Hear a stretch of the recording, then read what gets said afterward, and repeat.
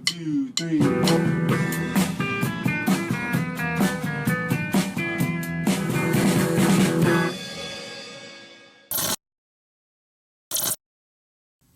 Hello, and welcome to Dopey.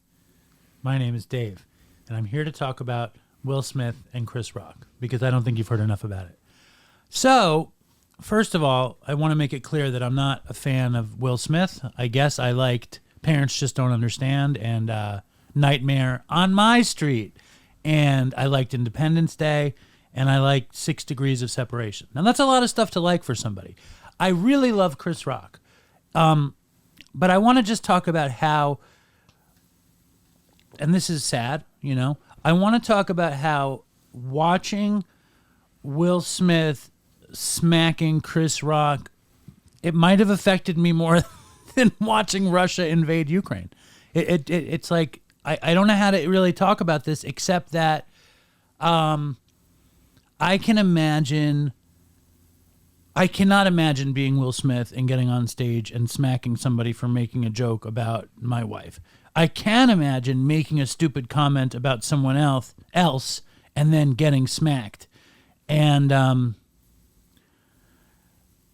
the world is a very unsafe place. And for some reason, Will Smith smacking Chris Rock at the Oscars brought that home to me.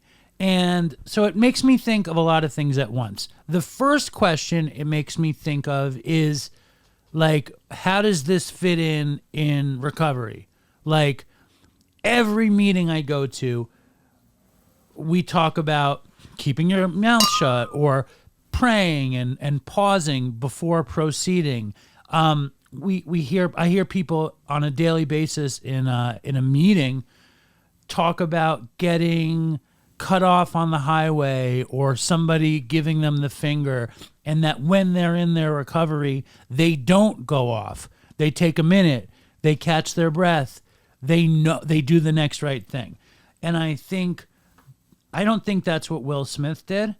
My wife likes that Will Smith came to the defense of his wife. There's a woman on ESPN First Take that liked that he came to the defense of his wife.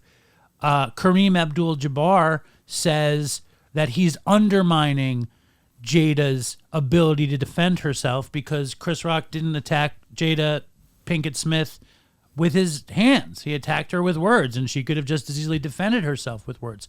It reminds me of something that recently happened to me, which was right here in the Dopey studio. I was doing a video with Aurora, and we were talking about my haircut, and that now I have this stupid haircut that my actual barber Igor gave me. But when I talked about this, I had just gotten my beard shaved, and I was making fun of the barbers at the barber shop. There's a beautiful barber shop in our town. They happen to actually be like this super progressive barbershop that cares about gay rights, that cares about Black Lives Matter, that cares about being inclusive. And because I wanted to be funny, and because they're kind of hipsters with tattoos and, wallet chains and a lot of wood and straight razor shaves, I decided to call them neo-Nazis.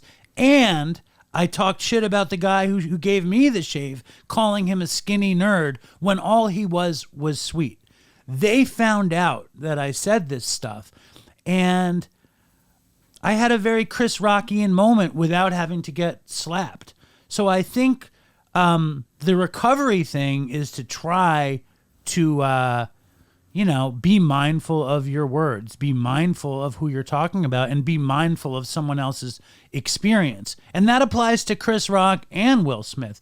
But, I mean, if Jada Pinkett Smith didn't have alopecia, it would have been just a joke based on style, which I think is what Chris Rock was going for. If Will Smith had just sat in the audience and went, boo, my wife has alopecia, I think Chris Rock could have handled it differently, and probably would have made some stupid alopecia joke. Like, I'm not even going to try to do a Chris Rock imitation, but you can imagine the kind of alopecia joke he might do. But then we also get to the question of, okay, so you're saying if you're in recovery, you don't get to make the joke, which is depressing, and you don't get to smack the shit out of the guy, which is depressing. But I talked to my sponsor this morning, not about Chris Rock and Will Smith, but about my issue at the barber shop. And he was like, you could have said 50 other things that were just as funny without calling them neo-Nazis. And he's right. So what's the lesson? Howie, what do you take away from all this? From Chris Rock or from your All bullshit? of it. Quickly, Quickly, what do you take? I think the first thing that I take away is there's got to be room for redemption on both sides, right? Like we can't assume what anyone would have done or what they could have done. We have no idea what's in anyone's minds, if they liked each other, didn't. It seemed like a very emotional reaction, which human beings are going to do. We're all flawed.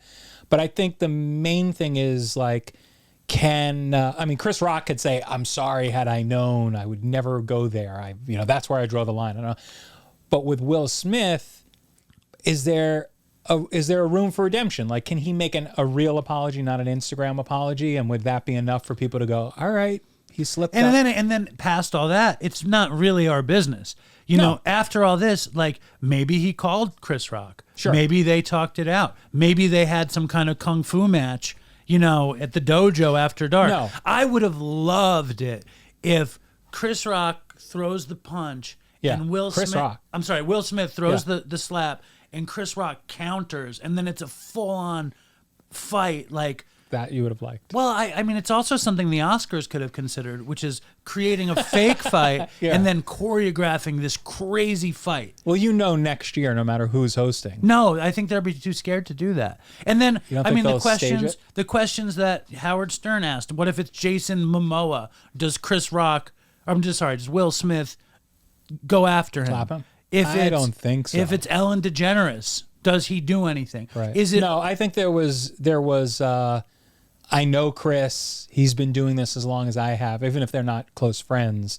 I can size him up. I know what the deal is. I don't know that someone who's bigger than him, I mean, it'd be a big risk. But he might also, it was an emotional, I mean, he was enraged. It was an emotional reaction. I don't know if he thought about that. I think he's way more measured. But it was 2 seconds between when he saw her reaction and when he got up. Listen, I think he is a master manipulator. He's a master performer. There's a lot of, and like a lot of people I've spoken to just said, we watched a mental breakdown, which is something around addiction and recovery. Yeah. We see, I mean, the amount of memes around, like it was a relapse. You know what I mean? It was a break from sobriety. That was not a sober response. Is it okay response. for someone to have that though?